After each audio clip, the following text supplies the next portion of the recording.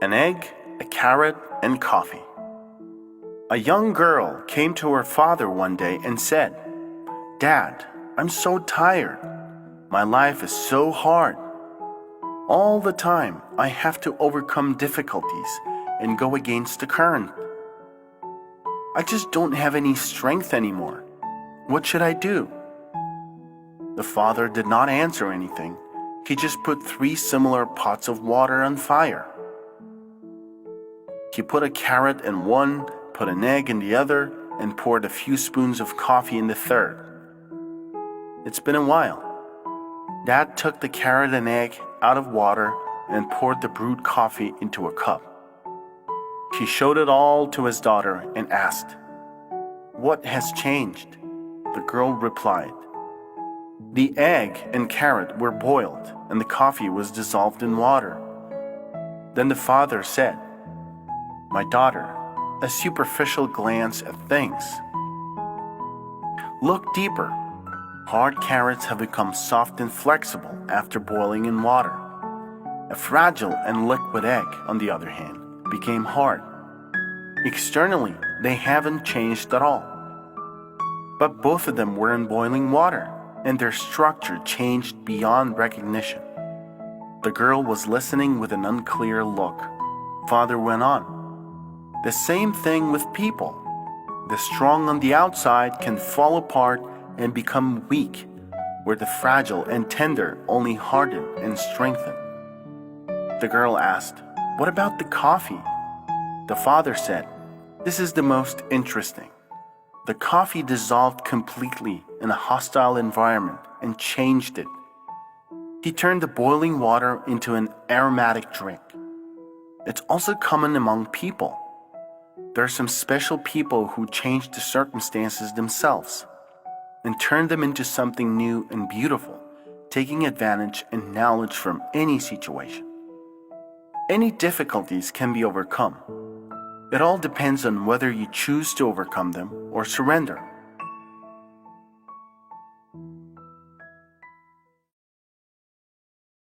Eric dreamed of drawing from childhood, but people around him kept convincing him that it was nonsense. He grew up, got a diploma, and even got a normal job. However, he never abandoned his dream. Tired of fighting with himself, the young man bought an easel, paints, and started his first painting. The process captivated him so much that Eric started to take the easel even to work to paint during breaks. His co-workers noticed it, of course.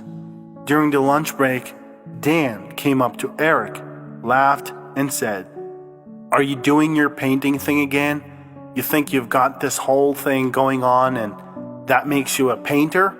Eric answered seriously, "If you knew how much work is invested in paintings, you wouldn't say this." Dan laughed. "Work? Yes, I'll draw a dozen of them. Want to bet?" Eric turned back to the painting and said without interest, "I'm not going to bet with you, Dan." Dan headed for the exit and added boldly, "Well, you'll see." 6 months passed. Eric was still working on his future masterpiece. Meanwhile, a large exhibition was expected in the city. At this very exhibition, Eric planned to present his canvas to the public. The main day had come. The young artist was nervous. He wandered around the gallery when all of a sudden he saw Dan, which surprised him to say the least. Dan was standing by the wall with several paintings, and his name was written under each one of them. He noticed Eric and approached him with evil laughter. "Well, well, enter the artist. You did not believe me. I've produced 7 paintings during this time, and you, I see, could scribble just one." Having said that, Dan went back to his artwork. He welcomed the visitors and proudly showed them his paintings. Eric didn't know what to do. He thought maybe he really wasn't that talented. He felt like life was falling apart for him. It had been a couple of hours. Dan's paintings were well received and even sold out one after the other. Eric stood there, alone by his painting. At that moment, an old man approached and started looking at the painting with obvious interest. Eric sighed. He thought it was just another passerby who knows nothing about art and who would glance at his creation confusedly and move on to other paintings. But the man was still standing. Eric looked up and froze. It was the most famous art critic of the country. The man turned to Eric. "Is this your work?" Eric said, "Yes, it's mine."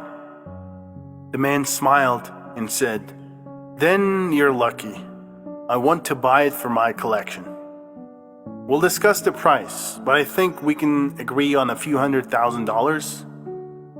Eric just nodded silently, unable to believe his luck. Meanwhile, Dan stood there looking at him with envy. That was his fate, and his works were sold to ordinary visitors for pennies. Those who aspire to heights no matter what, but those who are content with small things will never fall.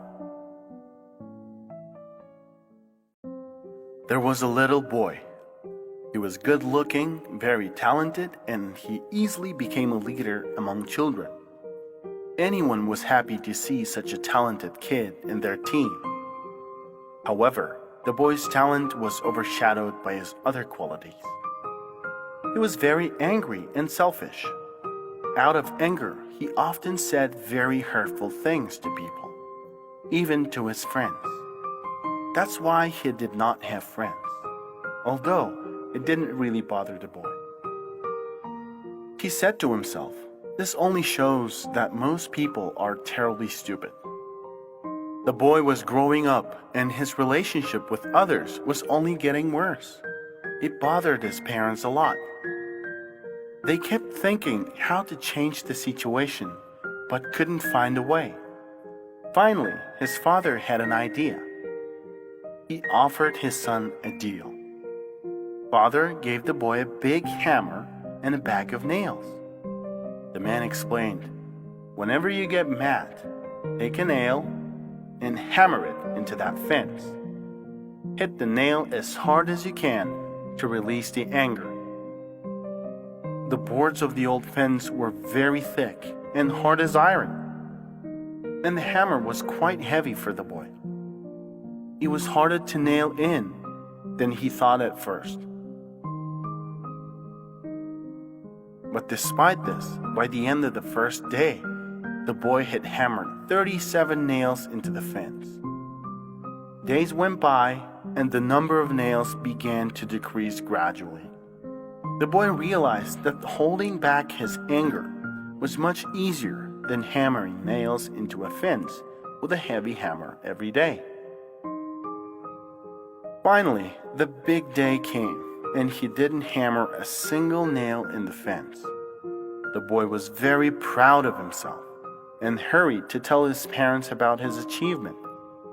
The father congratulated his son and said, "You've made a great success, and now you can pull one nail out of the fence. And you should do it every day when you can keep calm and avoid anger."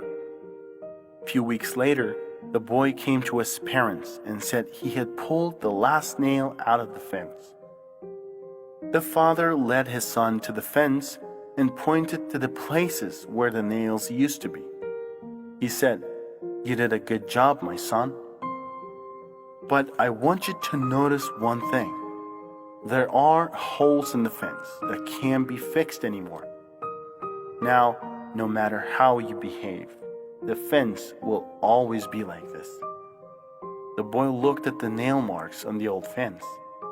The father continued, "By saying and doing hurtful things in anger, you get the same result.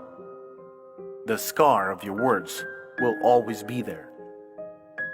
The boy looked at his father and thought about it. The man added, "And no matter how many times you apologize or how many years will pass after you've said it. The scar won't go away. And the mental wound sometimes hurts more than a physical one. The father concluded his speech. Remember, people are much more valuable than the old fence because they make us smile. They help us succeed. They become our friends and support us in the most difficult moments of our lives. And if they trust us, they open their hearts to us.